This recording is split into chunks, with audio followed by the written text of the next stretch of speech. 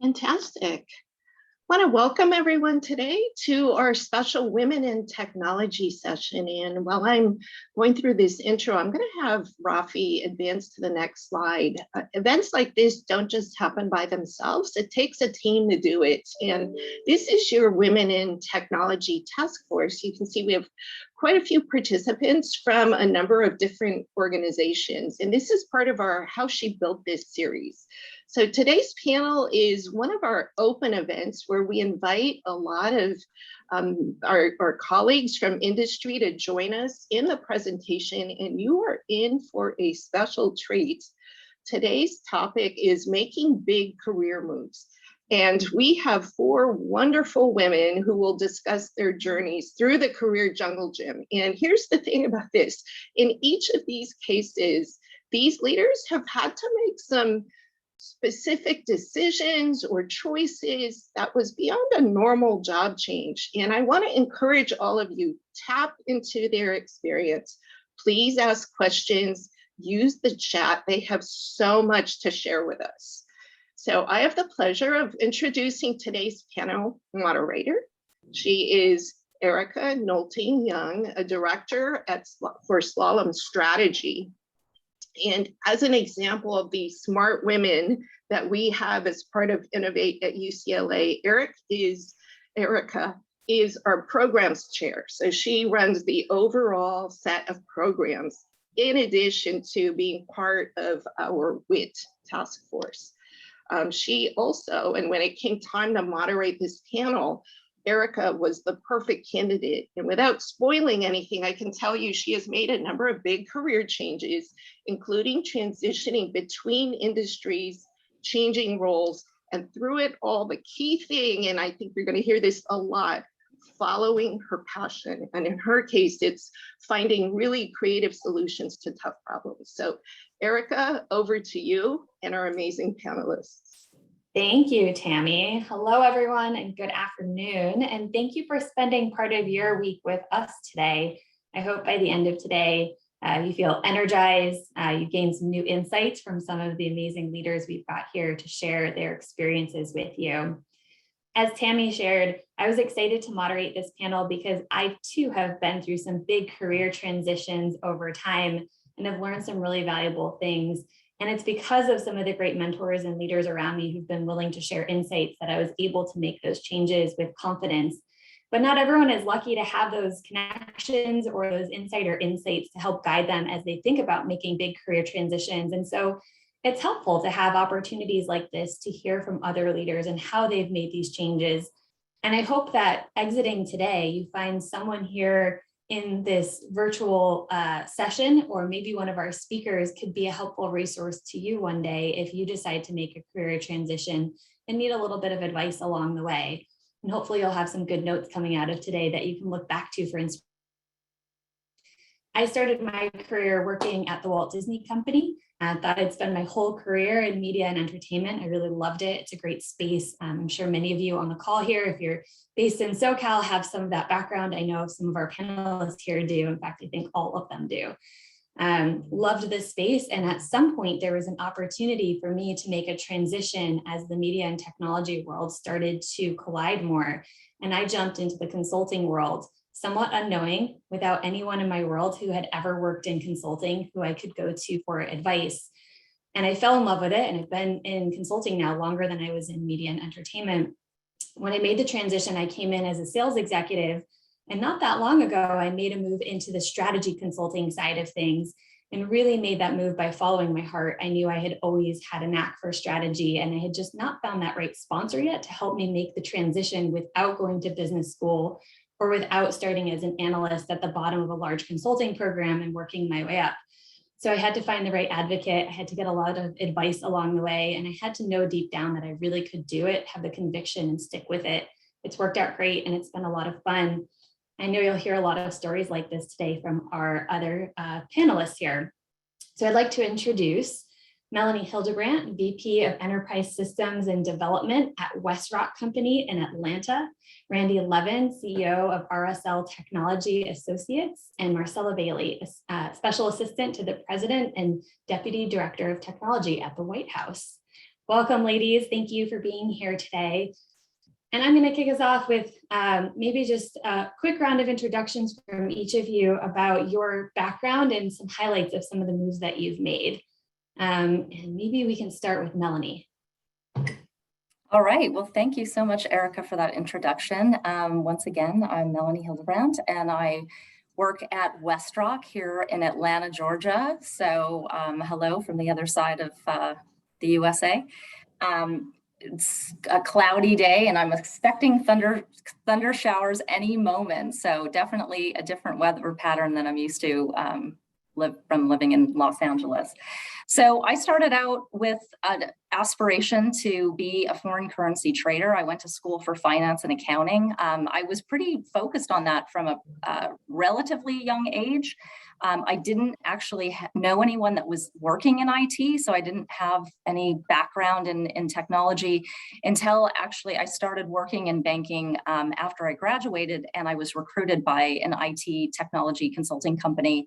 And as I was telling everyone the other day, I logged into the old R3 SAP back in the 90s and fell in love with it and never looked back. So I made a big jump into consulting, spent 8 years implementing ERPs in large companies, different industries, moved around a lot, lived overseas. And when I was working in London, actually, I really enjoyed working for the regional CIO, Steve Delavan, and decided to move to London and actually work for Sony Pictures.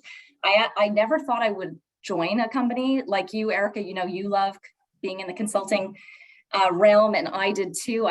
But I just thought I really wanted to join Sony. I love the company, love the industry, the leadership, and I thought I would stay for a few years and ended up having a 15-year career there, finishing up as the divisional CIO for corporate systems in Los Angeles, and then decided last year actually to completely make a big move and move to Atlanta and take over the enterprise systems group here, as well as analytics and our development and robotics process automation team. So pretty broad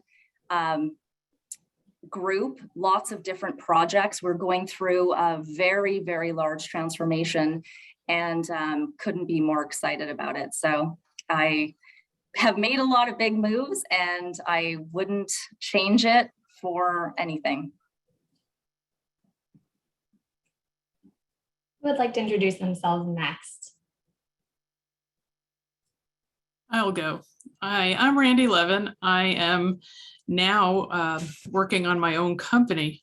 I'm the former NASA JPL CIO. I was the former CIO for the city of Los Angeles.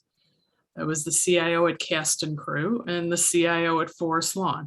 So I've had quite a long and interesting tenure in the CIO area. I've been in consulting now 3 different times at 3 different companies, and have been in-house at some very interesting IT organizations in different industries. And I look forward to actually talking about all of these transitions with you today. Thank you.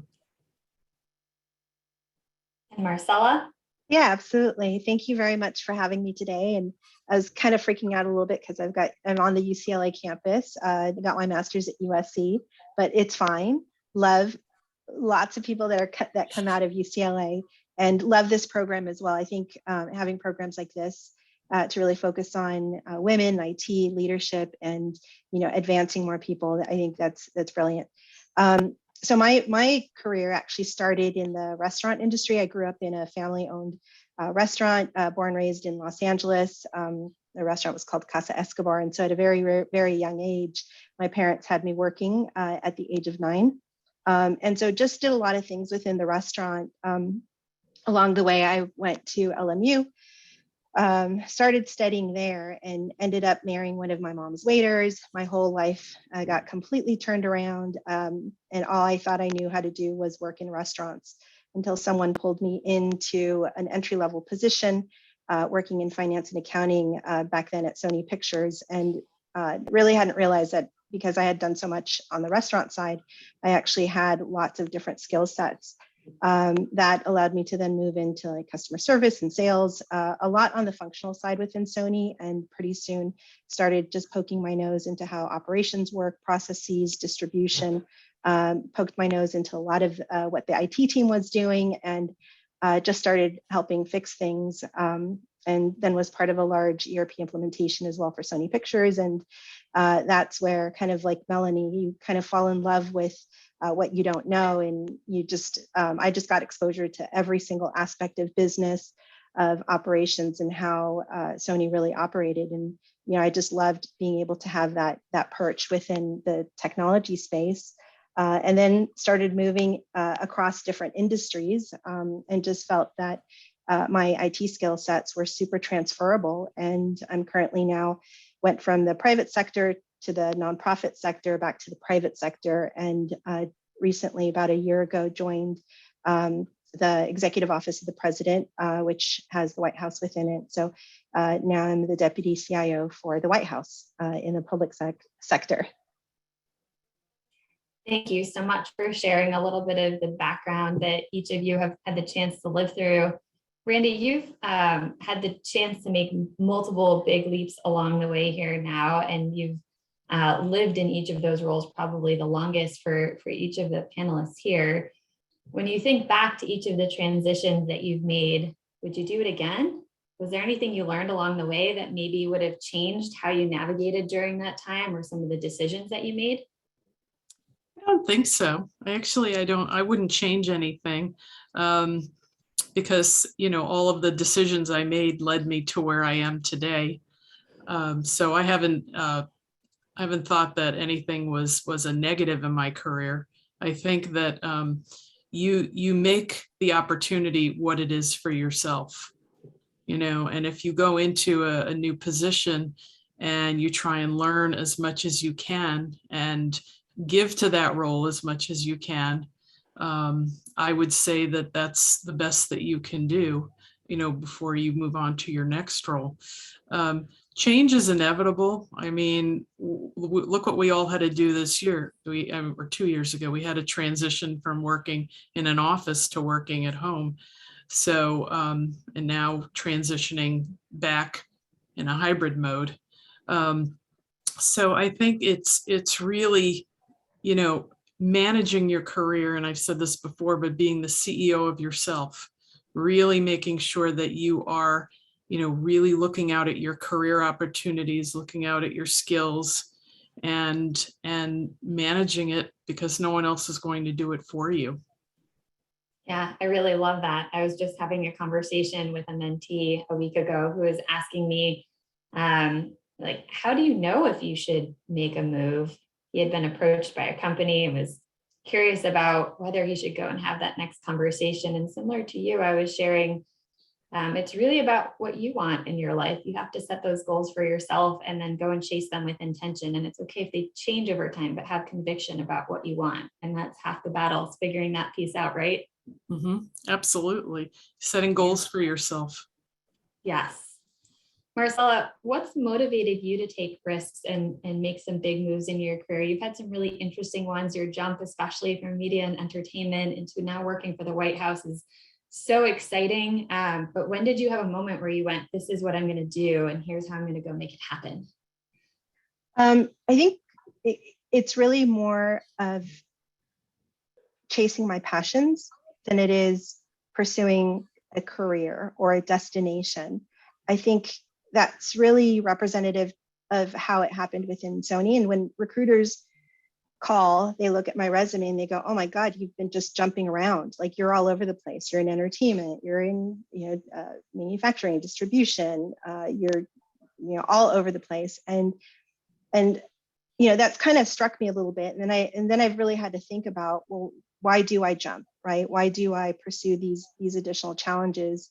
Why did I jump to the public sector? Why did I, accept, going into the nonprofit space? And I think if I just really reflect on it, it's really more about the opportunity to transform an organization, to digitize an organization, to really, be a systems thinker within the group that I join, or within the organization that I jump into. And so when I went from the private sector to nonprofit, I really didn't think about it in that manner. It was more of an opportunity to really change the way we provided services digitally to students, right? To be able to connect with them, provide additional services and scholarships, mentorships, and internships to Hispanic students. And the same thing happened within the public sector. I was made aware of a program through the Aspen Technology Hub that looked to bring people from the private sector to do a tour of duty into the public sector to help federal, state, and local governments really modernize, digitize, bring new practices, agile development methodologies, go to cloud, analytics, data. There's just all of these things. And so my eyeballs just got like huge in the sense that, oh my God, I could really help. I've got this great background, great experience, and I can actually do something for my country. So it's more of this passion to serve and to help an organization become much better. And if it's the White House or the Executive Office of the President, why not? There's a need there, and I've got the capacity and the experience to jump in. And so that's really what drives me. Love that. And I've heard that so many times in career, to follow your passions. And I know some people can be critical of that concept of following your passions, but I hear it time and time again from some pretty successful people that if you follow the things that really make you tick, that the money will follow, the progression in your career will follow. It seems to work out for a lot of people. I see a hand that's raised, so I'm going to turn to the audience for a moment. I love taking audience questions. Linda, did you have a question you wanted to ask the group? Yes, out of all the roles that they've taken on, especially role at the White House, when you got in there because you were coming out of a non-government entity, what was the first thing you decided to tackle, and why did you decide to tackle that from somebody in your position? I go into an organization with faith that I can figure anything out, and I had no idea what the work entailed. Someone asked me, "Are you going to be under the president's desk, fixing his computer?" I'm like, I have no idea.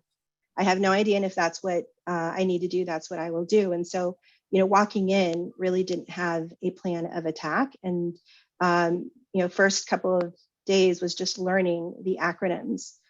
Second couple of days was learning how to work with a military, very hierarchical organization, until I realized that us as appointees come in to develop the strategy and be able to really have things enduring from one administration to the other. And once I kind of, that clicked and how I go about it, it was just figuring out how to get that job done. And so I've been able to tackle a lot of different interesting projects to really help shape not only what gets done during this administration, but even upcoming administration. So that's kind of how I've adjusted and adapted, but it was really a leap of faith. I see there's one more question in the audience here from Elise Brown. Elise, would you like to ask your question? Yeah, I just like to ask the group. I have over 20 years experience in the entertainment industry, and it's predominantly in VFX, but I would like to pivot into like the creative side of things. And on paper, I don't necessarily have that experience, but I know I'm completely capable of that work. From your personal experience, how could I advocate for myself in an interview and tell them that I'm the right person for the job? Well, I would say that what you need to do is find the things that you have in common with the work that you've done to the work that you want to do. Usually there's some either projects or technologies or something that you have been doing in your current role that will allow you to make that bridge into the creative side. And you just have to figure out what your narrative is about that. That's my advice.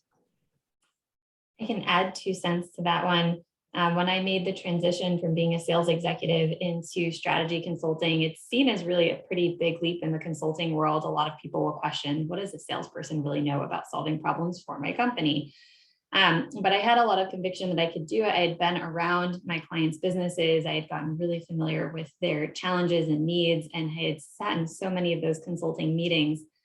And so I volunteered myself to be basically a free billable resource on a project with a team that I knew was going to have a very thin team and a lot to deliver in a short amount of time. And so for a couple of months, I was playing sales executive and in my so-called free time, helping this team, joining their meetings, just trying to blend in and be one of them to get the experience, not only to show myself that I knew how to do the work, but also to demonstrate to the people in the room who I wanted to be working with that I belonged at the table with them.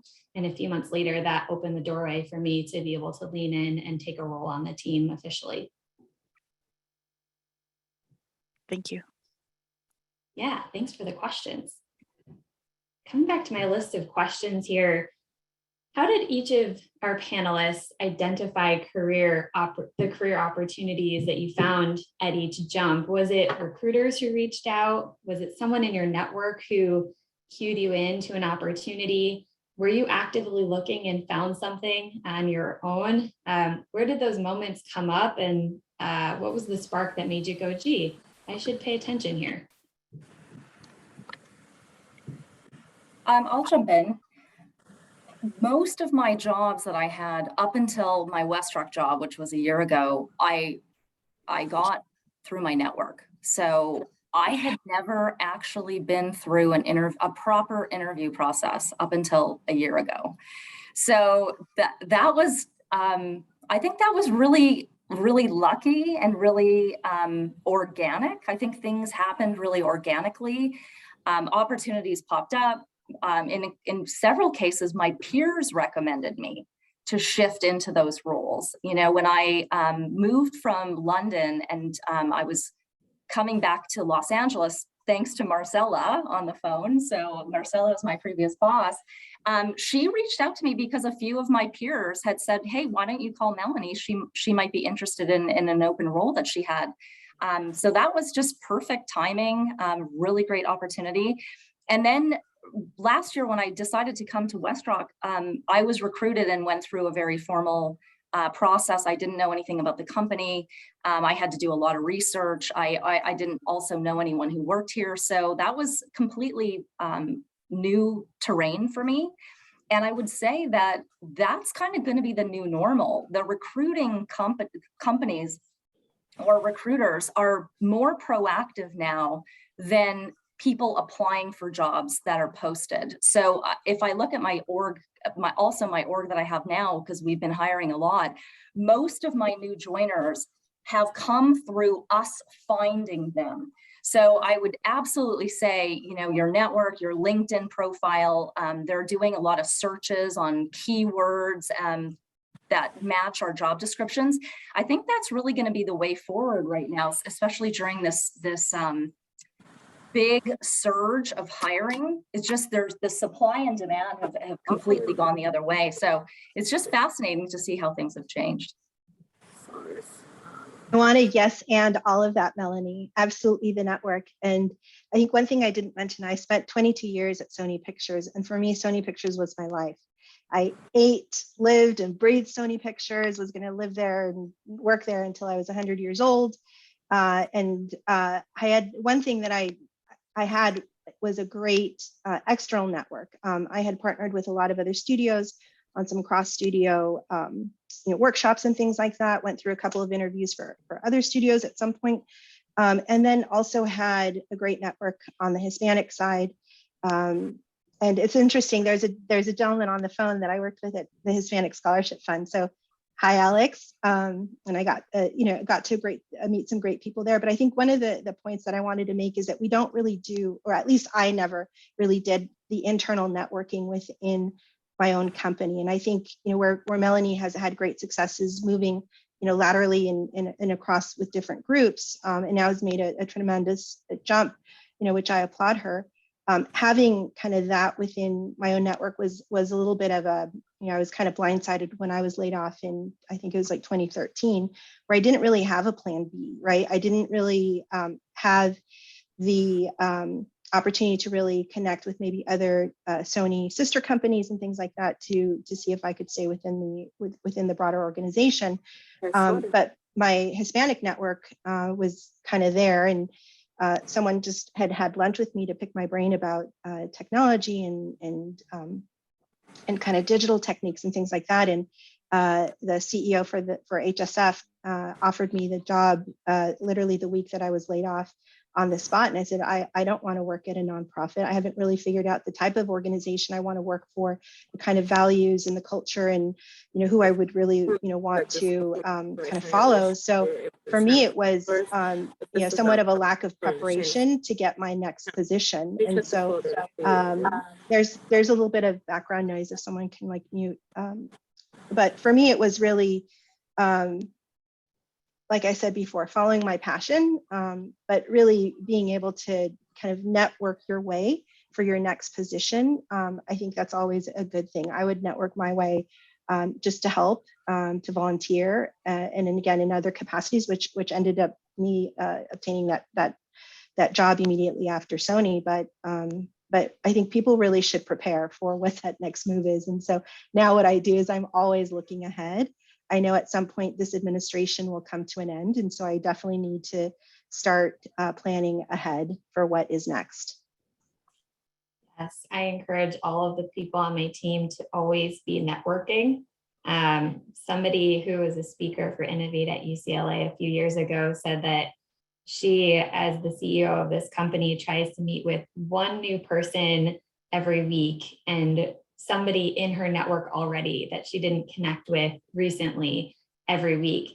And she's like, it's a total of an hour, 2 hours at most every week. And it's the way that you grow your network, and that network becomes more and more important and valuable to you as you grow in your career. So never overlook how valuable it is to carve out a little bit of that time. It's an investment right now in a busy schedule when we all have lots of tactical things to take care of and the day-to-day responsibilities of our jobs, but it's so important for the future. Great. Randy, when you made your most recent transition from being the CIO of JPL to now running your own consulting gig, how did you decide it was time to make a change? I think of how incredibly well respected you have been at JPL, and everyone knows your name and the amazing work that you've done. It would be easy to stay in a role like that forever and ever. Places like JPL just have so much great stuff going on that you could keep chipping away at. What was the trigger for you? And then did you have a plan B in case it didn't work out? I know you're doing really great right now, so I expect to continue to see great things, but there must have been a point that was scary. It's sort of like the question you asked the other day too. When do you know when it's time to move on and do something else? And, for me, it's been very interesting. I've been doing a whole lot of different things right now, talking to different people, working with some venture capital firms, doing consulting for them, which is very interesting work. And I'm writing a book about women in technology, trying to get on the paid speaking bandwagon, and doing my own consulting. And so on the one hand, it's scary because it's very different, but on the other hand, it's very exciting and invigorating to do something else. I've learned this year that I went to how to become a real speaker, a paid speaker. I went to a boot camp on the whole business of speaking, which many of us don't know on this Zoom. So, fascinating, and meeting really fascinating people. And so it's exciting, a little nerve-wracking, but it's just been a great journey of meeting just so many, fantastic and diverse, people across the country. On the question of, when do you know it's time to go? I wanted to talk about that a little bit, because when I was at Universal, and I was there for 8 years between Seagram and Vivendi and NBC and, bought and sold companies. After 8.5 years, I knew it was time to go. I had put an SAP all over the world and lived to talk about it. And the higher up you go, the harder it is to find roles within your own organization that are going to be interesting and, maybe advance your career or be something new and different that you could move into. And I knew for me, after doing all of that, it was time to go. I had done above and beyond what I thought I could do. And I think you have to listen to that, that voice track in your head that says, you know what, it's time. You are meant for some other things now, and you can, just stay in this role if you want. But I felt like I was meant for bigger things, and then went on to be the CIO of the city of LA. And so I think that you have to, in the theme of being the CEO of yourself, it's another skill to know when to say, I'm done, or my project's over, it's time for me to go do something else. Or, like in Melanie's case, it's time for me to move it to Atlanta and, try and do something else. And Marcella's going over to that old White House, and, maybe you're eating some fancy lunches in the White House dining room over there, or fixing the Wi-Fi over there. But I think it's always really, really nice to be able to say, now I have, I did everything I could do over here, and now it's time for me to move on and go to the next phase. Marcella and Melanie, how about you? Did you ever face any fear of failure as you've looked ahead to some of the opportunities that presented themselves? Did you have a moment where you were really afraid to make the leap of faith? I don't know. I feel like I'm fearless. I just will walk into anything if it's burning, if it's on, fire about to fall apart. And I think my makeup is to fix things and build things up. And so if there is no walls, no money, no anything, just try to figure out how to create the opportunities.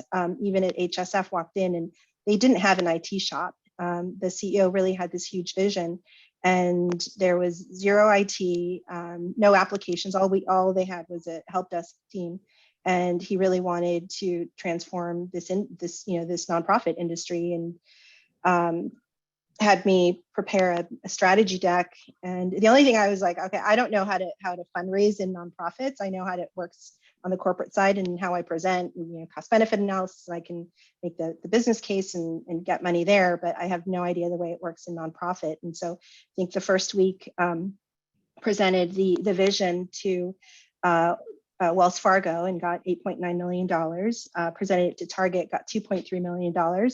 And then 2 years later, presented to the Bill and Melinda Gates Foundation, got $470 million to support the continued funding of technology investments to grow. And the same thing with the executive office of the president, had no idea. And again, just stepped right in.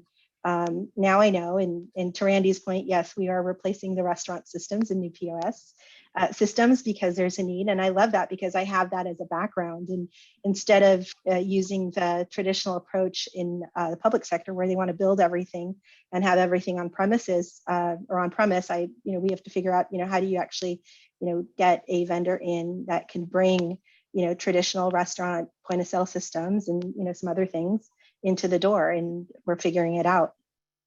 Yeah. Marcella, I want to go a little deeper into something that you said.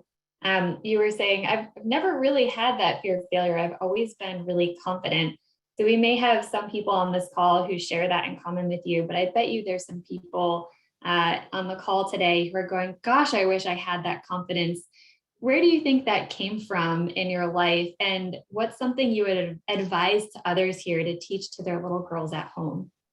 So, don't be afraid to ask for help. And I think at some point I learned to go through a lot of therapy, and the confidence that I have in projects and delivery and technology is very different than the confidence that I have in being, on a board with other, executives and peers, right? Because there's always that, oh my God, I worked my way up this ladder and others came in very laterally, right? And everybody here on this panel has always worked with men. I mean, that is our environment, right? And so I have always, that is still something that I'm working on. I don't have fear, but it's one of those things where there's always something to work on.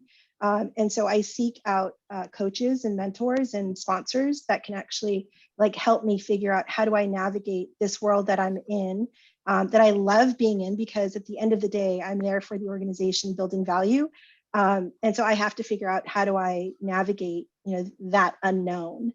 That I wouldn't say I'm fearful of, but I'm like, okay, I need to like figure it out. And so if you're raising little girls, I wouldn't raise a little girl the way my mom raised me, where she would just, let me out on my own at, very young age in like the mall and go, buy your own shoes and here's money. And I'm like, wait a minute, mom, I'm like 7 years old. So I think that comes from that, but I think building that independence in your little girl is important. Obviously, there's guardrails and guidance, but like letting your daughters come up with ideas, and if there's something that she wants to do in the house, like let her decorate her room, right? Let her make those decisions, let her make recommendations, let her cook dinner for the family, let her, if she's going to burn herself, you'll learn for the next time, right? How to make sure you don't get burned. And I think sometimes parents are very overprotective of their children, and I think that will build something in them that they're able to then step out into the world with that confidence. Love that. Thank you for letting me dig a little bit deeper. So Erica, I just have something really quick on this topic before we move on. So I do want to comment on Marcella's, her just total, she's so resilient, and it's incredibly inspiring, especially when you work under her leadership, because I think that wears off, and I think that multiplies across the team. So it's very infectious. So if you can work for a leader who's very open and very humble. So if you are very humble and you're open to learning and you're honest about what you know and you don't know, and you've got a fierce work ethic, and you're gonna figure it out, I think people trust you, and it builds a lot of credibility, and they'll give you space to learn new areas. And Erica, that's probably a huge reason why you've shifted so successfully, is you have that credibility, and you have that yearning for learning, and that growth mindset. So I think those are the big foundations, especially for raising your kids as well. And I completely agree with Marcella. I had a huge amount of independence. And I was able to speak up, and my parents were very open and felt that women should be leaders, and women had a voice. And so when you grow up like that, I think that is very critical for self-esteem and the belief that you can do anything. One piece of advice that I received years ago in a dingy conference room and late night, and we were working hard doing our SAP implementation, and I was working with this guy who was a golf psychologist turned SAP consultant, which is hilarious. But I was grappling with a decision, should I do A or should I do B? And he just sat down and said, you know what, Melanie, don't get wrapped around kind of weighing pros and cons in your head, because it's not productive. Watch your behavior in the next 90 days. So in the next 90 days, if you are making moves in direction A or direction B, there's your answer. So I hear this a lot with people who say, should I leave my job or should I stay in my current job? And if they've made no attempt to network, to update their resume, to update their LinkedIn, clearly you're not that committed to making a move. So I just love that advice. I just think step back and watch your actions and baseline yourself in 90 days, even call a friend and have that friend remind you, hey, what have you done for those 90 days to actually move yourself in a direction? And I think often the answers come very clearly. Yeah. I can say for sure, in some of the times in my life when I thought I might be starting to get ready for a career transition, I will find myself late at night going through the jobs on LinkedIn, or I will find myself spending just a half a second longer looking at that note from a recruiter, or trying to network with one more person, just because in the back of my mind, I know maybe there's a reason that this person should come into my world right now. And if I were to just catalog all of those things that I was doing, I would see a pattern of behavior that would signal to me, it might be time to actually double click on this and pay attention to it. For sure. Melanie, you brought up a really great question that you hear a lot when we were prepping the other day about the 30, 60, 90-day plan. So when you were getting ready to take the role at WestRock, going to a completely different industry in a different state, a different company, How did you plan for what would happen in the first few months in this role, not really knowing what you were walking into? And did you get advice from anyone to help you plan ahead? Yeah, so great question. I mean, it was definitely coming into a new environment and not really knowing what to expect.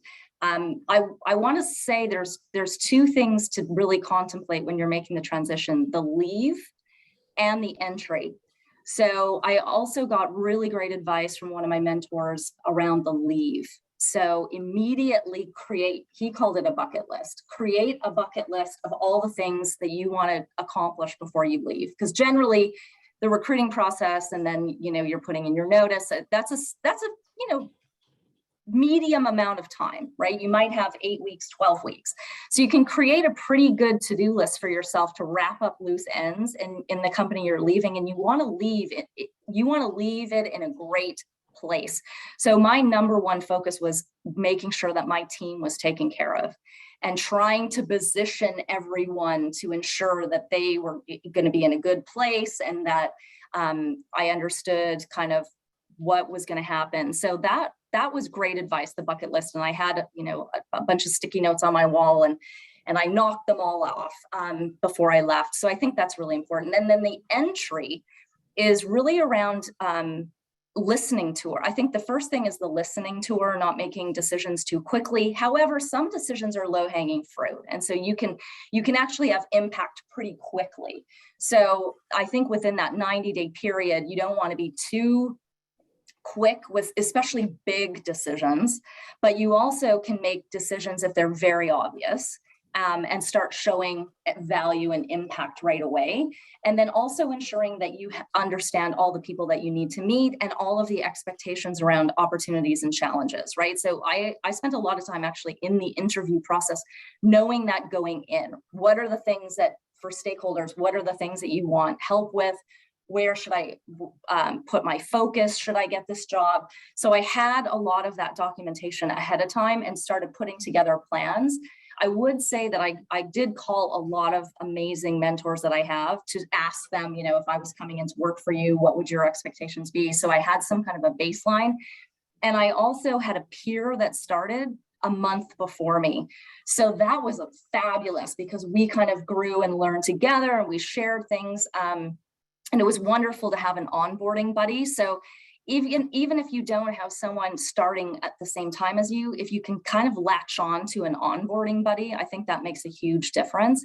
And then also just really understanding what the objectives are from your boss, and then trying to dive into learning, the business, the industry, and getting connected, so that you can start building your knowledge base in order to kind of jump in and look at their problems. But I would say, I was making a lot of lessons learned notes for the next time, or at least that I could share with others, because some of it was, kind of on the fly, and I didn't read any books. So I did ask many, many people, and if anyone has a great recommendation for a book, I'd love to still see it, because I didn't get any recommendations on books. So it was more just talking to other people and then going with my gut based on what I was hearing. Thank you. We have a great question in the chat from Tiffany, who's asking, what are some of your lifelong values and how have they informed your decisions when navigating your careers? Randy, you want to take that one? Lifelong values. Well, I think the most significant one is that I'm a mom and I have 2 now adult children. And I always made career choices that I felt were compatible, with being a mom. And in some cases, I may have felt that I wasn't doing exactly what I might have wanted to do at that point in time, but you have to balance, your family or your values in this case versus, the career choices. When I had my son, I was working at a consulting firm and they wanted me to travel. And I just didn't want to do it. And I said I had him for a reason. So I came back after maternity leave, and then I found another position where I wouldn't have to travel. So I think that, it's a very interesting question, because you can't separate your personal life and your business life that easily. Sometimes it's more easy than others, depending on where you are in your life, where your kids' ages are. So, but that would be, it's a very fascinating question, actually. Indeed. Anything that you'd like to add, Marcella or Mel? I think for me, it's really about learning, education, and preparation. When at Sony, I heard that all the top spots were reserved for MBAs. I didn't know what an MBA was, and so I just said I need to go and get one. So I started down that path. The same thing in going into the public sector. It had never even crossed my mind to enter the public sector until the Aspen Technology Hub had reached out, and they were basically recruiting. And so again, went through a fellowship program for about it must have been about 2-3 months, that prepared you for public service, right? And so I got to understand all of the ins and outs, what it was like to purchase, what the career staff did, and how to manage them, and just a lot of the regulations and policies, and all sorts of other things. Because I think for me, I never really wanted to work in a bureaucratic environment. I like to get things accomplished, and yeah, but just basically prepared myself. And so for me, it's always been kind of that intersection of preparation and opportunity. And when those two things meet, I was able to jump into this kind of 1 in a million opportunity to actually get this position. And so I was like, okay, I'm ready. I'm ready to go. I'm there. Love that. Just one super quick one on this one, Erica, because I took a course recently, and we did a values exercise with a professor, and she asked us to write our values down 10 years ago, today, and in 10 years. And for me, it changed a lot. There was a total journey. 10 years ago was more values that were individual. Now my values are all around helping other people, lifting other people. It's all about the team. And in 10 years from now, it's going to be all about tranquility and living in a forest far, far away. So I think, some people's values never change. And in the class, because it was all women in the class, 49 fabulous women from around the world. And a lot of the women, their values didn't change at all the entire, throughout their whole life. But in other cases, people were similar to me, where it was like a journey. So I found that exercise fascinating. If anyone's interested in doing it, I think you can just Google a list of values and kind of think back into the past, the present, and the future, and see where your patterns come. It's really enlightening. Love that. For me, I hope I never lose along the way in the journey is that growth mindset that several of you have pointed to along the way. I think it was in the 5th grade that Mrs. Roy, my 5th grade teacher, said to me, well, sure, Erica, if you want to be the president one day, you could. And it was before most of us had fathomed the idea that a woman would be president perhaps one day. It was kind of a crazy idea in my mind when I said it out loud that day at the end of class, sort of jokingly. And she's like, of course you could. And she said, you know what else I think is possible? I think if you want to go to Harvard one day, you could do that too. And it just had never dawned to me that some of these things might be possibilities. I was a good student. I was on a good path, but to me, there were still limitations in the world. I was in this small town and sort of a small community from a family without a lot of money or connections. And she just totally opened this door of possibilities for me and was like, no, I'm serious. If you wanted to do these things, you could. You just have to decide you want to do them and then set out on a path. And so every now and again, I remind myself, sort of like Tammy was saying as we were prepping the other day, why not? If there's things you're interested in, you just need a plan, and you have to figure out how to go and find the right advocates and sponsors and make sure you have the right skills. But if you believe that you can do it and you really want it and you set out the right plan, I do believe it's possible. I see Jalissa had her hand up for a little while. Jalissa, did you want to ask a question? Yes, I did. And you sort of kind of touched on that right now as you were finishing off your phrase. And sort of, the approach that I was going to go with is, obviously it's been very interesting for me, to hear all of you talk. I'm sort of now just starting my journey of, moving up that ladder, falling into a leadership position, Starting my networking, obviously joining outside organizations that allow for me to do that, leadership positions and things like that. So one of the things that I tend to hear a lot is, finding mentors and finding sponsorships, right? Is sort of the way they call it. Those people that are going to advocate for you, those strengths that you have, and, sort of opening those doors up for you. So my question is sort of around, what is the best way, for that to happen? Is that something that typically develops organically, and that's sort of the best connections that you make? Or sometimes there are certain cases where you come across certain women where they are in a position where, hey, that's what I want to do, that's the path I want to take, right? And sort of approaching them and perhaps, asking them if they're willing to, perhaps mentor you or things like that. What's your guys' take on that, on perhaps allowing that to just develop organically and them offering that versus you sort of approaching and asking for it? Well, I think if you don't ask, then you don't get. People are not mind readers, I really think that you have to be proactive and say, would you be interested in, being my mentor because you have all of these skills that, I'd like to learn from, or experiences. And if you don't ask, sometimes people don't know that that's what you want or you need. So, organizations now are putting together more formal mentorship programs, which, quite honestly, I didn't really see a lot of them 10 years ago or beyond.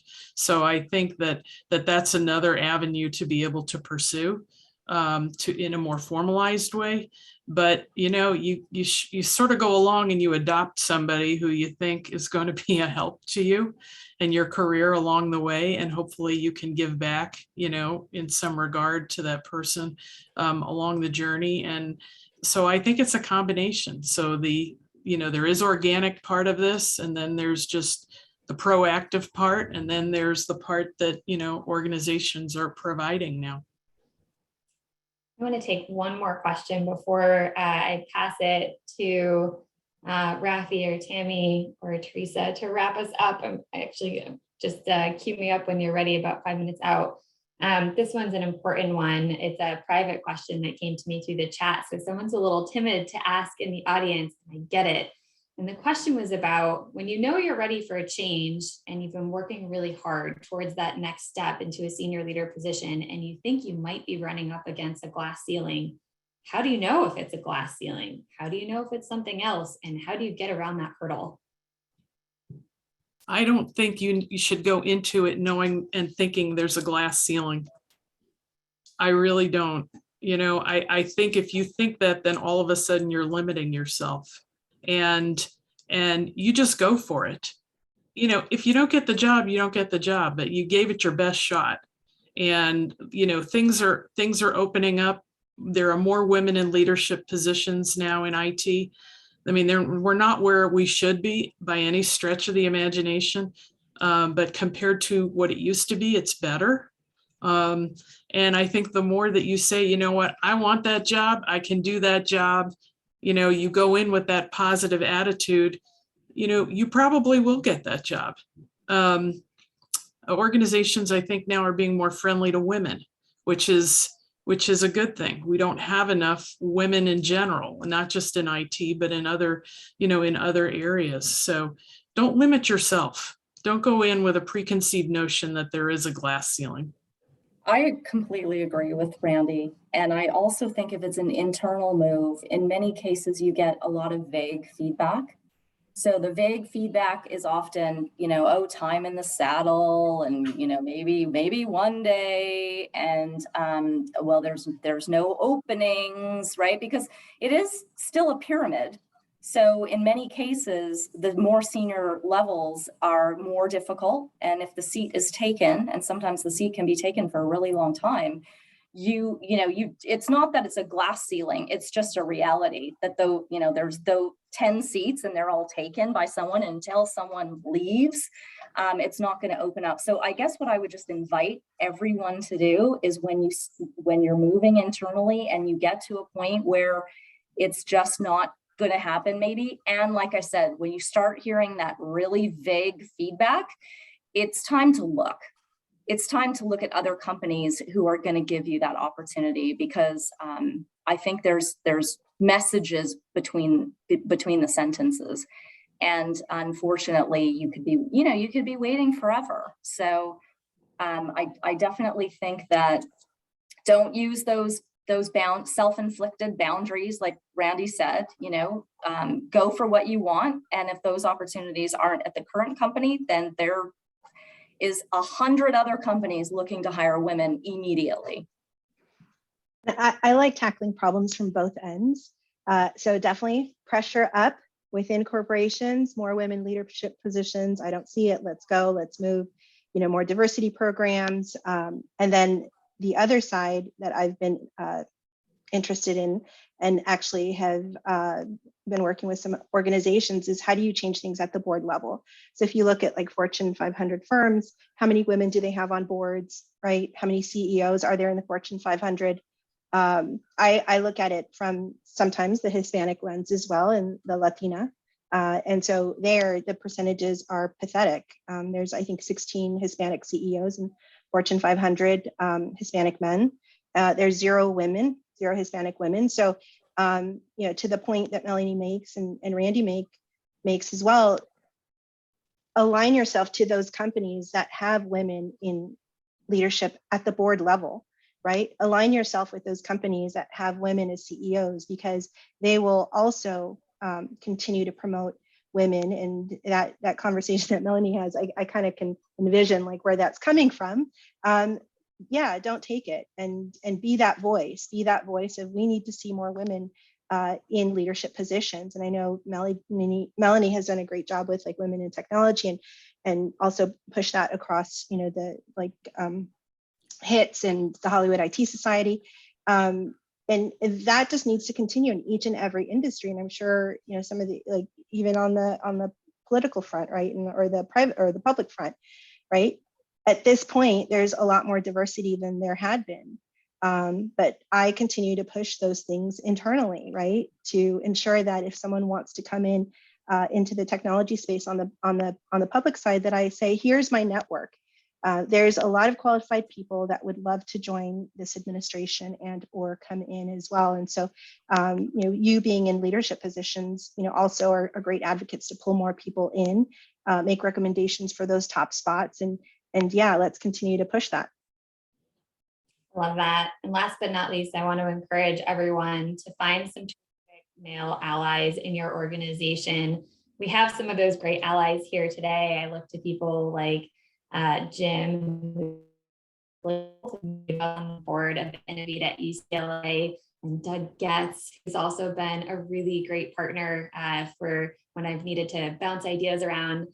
It's been such an honor to be a part of Innovate at UCLA on a board that is still male dominated, but full of male allies who are really supportive of our Women in Technology organization, and are people that I know I could go to for advice and give me opportunities to sit at the table with senior leaders, so that I can see what their conversations look like and what's the talent that they're looking for and what are their skills. So find people who will help you along the way in your career and give you the advice that you need and that seat at the table that you need to grow. With I think we're ready to wrap up, and I just want to say thank you so much to our panelists for the great advice that you've shared today, and to all of our guests for taking time and asking great questions. Tammy, back to you. Great, thank you, Rafi. If you could pull the slides up, please. Thank you to Marcella, Mel, Randy, and of course our dual-handed panelist and moderator, Erica, for a wonderful job. We would ask all of you to please reply to the survey link that Rafi put in the window. We would appreciate your feedback on today's event. And Rafi, if you could go to the next slide. We'd also like to thank all of our guests today that joined Innovate at UCLA. And this was a really special session. Again, we had people from across many different industries. So thank you to all of you for participating, and we hope you'll consider joining Innovate at UCLA. And finally, our upcoming events are on the last slide. So if you take a look at these and they look like something you'd be interested in joining, please let us know. We would love to have you join the organization and partake in all of the events that we put together. And with that, thank you again to all of the panelists, and we hope you have a wonderful day. Thanks for joining us.